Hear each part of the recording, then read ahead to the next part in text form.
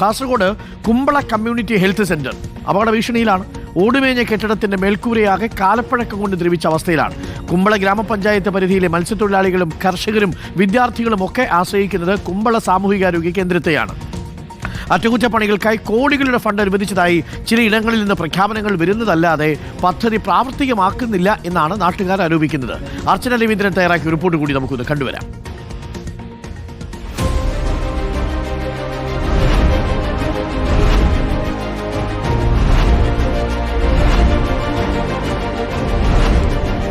കേവലം 10-15 വർഷമല്ല, പകരം ഏകദേശം 65 വർഷത്തോളം പഴക്കമുള്ള കുമ്പള CHC സെൻറ്ററിലാണ് നമ്മളിപ്പോൾ ഉള്ളത്.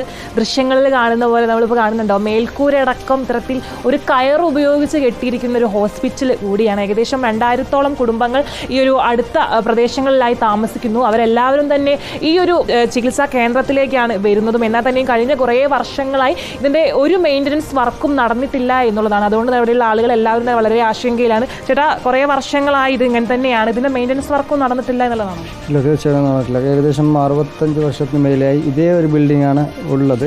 പിന്നെ ഓട് വെച്ചതാണ്. ഒരു ദിവസ കണക്കിന് 1000-2000 പേഷ്യൻസ് വരുന്ന സ്ഥലമാണ്. ഇപ്പോൾ അടുത്ത സമയത്താണ് ഇതിൻ്റെ മേൽക്കൂര ഇളകി വീണപ്പോൾ ഒരു ഷീറ്റ്, അതായത് നാഷണൽ ഹെൽത്തിൻ്റെ കോടിക്കണക്കിന് രൂപ പ്രപ്പോസൽ വെച്ചിട്ടുണ്ടായിരുന്നു. പക്ഷേ ആ പ്രപ്പോസൽ വെച്ചതിന് ശേഷം ഷീറ്റ് വെച്ചുകൊണ്ട് മാത്രം കവർ മാത്രമാണ് ചെയ്തിട്ടുള്ളത്. ഇപ്പോൾ നമുക്ക് കാണാൻ പറ്റുന്ന മഴ വന്നാൽ വെള്ളം അകത്താണ്. ഇപ്പോൾ നമ്മൾ ഓഫീസിന് മുമ്പിലാണ് നിൽക്കുന്നത്. ഓഫീസും കമ്പ്യൂട്ടറും കാര്യങ്ങളും ഇതിൻ്റെ ഫയലൊക്കെ വെക്കുന്ന അവിടെയും ഒരു സേഫ് ഇല്ലാത്ത അവസ്ഥയാണ്. നിങ്ങൾ കണ്ട പോലെ കയറ് കൊണ്ട് കെട്ടിയ അവസ്ഥ. കാസർഗോഡ് ബ്ലോക്ക് പഞ്ചായത്തിൻ്റെ കീഴിലാണ് ഈ ഹോസ്പിറ്റൽ പ്രവർത്തിക്കുന്നുള്ളത്. പക്ഷേ ബ്ലോക്ക് പഞ്ചായത്തിൻ്റെ ഭാഗത്ത് നിന്ന് അനാസ്ഥയാണ്. എന്ന് പറഞ്ഞാൽ 5,40,00,000 രൂപ നാഷണൽ ഹെൽത്ത് സ്കീമിൻ്റെ ഭാഗമായി ഇതിന് ഫണ്ട് വെച്ചിട്ടുണ്ട്. പക്ഷേ ആ ഫണ്ടിന് ഉപയോഗിക്കാൻ ഇവിടുത്തെ ബ്ലോക്ക് പഞ്ചായത്ത് മെമ്പറോ അല്ല ബ്ലോക്ക് പഞ്ചായത്തോ ഒരു ഇടപെടലും നടത്താറില്ല. മത്സ്യത്തൊഴിലാളികൾ, തീരദേശത്തുള്ള ആയിരക്കണക്കിന് മത്സ്യത്തൊഴിലാളികൾ ആശ്രയിക്കുന്ന ഒരു ഹോസ്പിറ്റൽ കൂടിയാണ് ഇത്.